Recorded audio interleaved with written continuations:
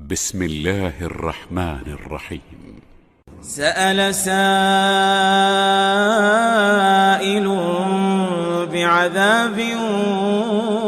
واقع للكافرين ليس له دافع من الله ذي المعارج تعرج الملائكة والروح إليه في يوم كان مقداره 50,000 سنة فاصبر صبرا جميلا إنهم يرونه بعيدا ونراه قريبا يوم تكون السماء كالمهل وتكون الجبال كالعهن ولا يسأل حميم حميما يبصرونهم يود المجرم لو يفتدي من عذاب يومئذ ببنيه وصاحبته وأخيه وفصيلته التي تؤويه ومن في الأرض جميعا ثم ينجيه كلا إنها لظى نزاعة للشوى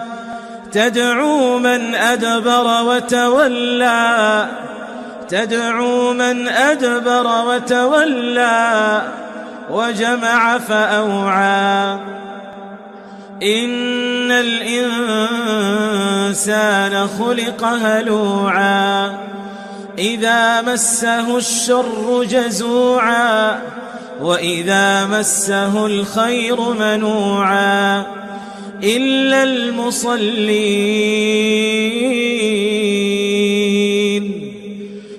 المصلين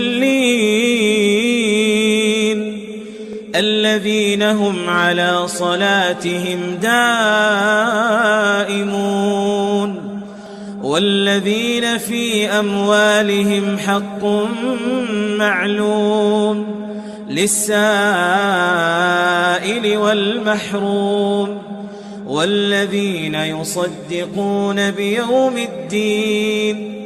والذين هم من عذاب ربهم مشفقون إن عذاب ربهم غير مأمون والذين هم لفروجهم حافظون إلا على أزواجهم أو ما ملكت أيمانهم فإنهم غير ملومين فمن ابتغى وراء ذلك فأولئك هم العادون والذين هم لأماناتهم وعهدهم راعون والذين هم بشهاداتهم قائمون والذين هم على صلاتهم يحافظون أولئك في جنات مكرمون فما للذين كفروا قبلك مهطعين عن اليمين وعن الشمال عزين أيطمع كل امرئ منهم أن يدخل جنة نعيم كلا إنا خلقناهم مما يعلمون فلا أقسم برب المشارق والمغارب إنا لقادرون على أن نبدل خيرا منهم وما نحن بمسبوقين فذرهم يخوضوا ويلعبوا حتى يلاقوا يومهم الذي يوعدون يوم يخرجون من الأجداث سراعا كأنهم إلى نصب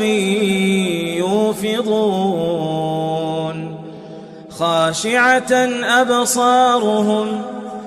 خاشعة أبصارهم ترهقهم ذلة ذلك اليوم الذي كانوا يوعدون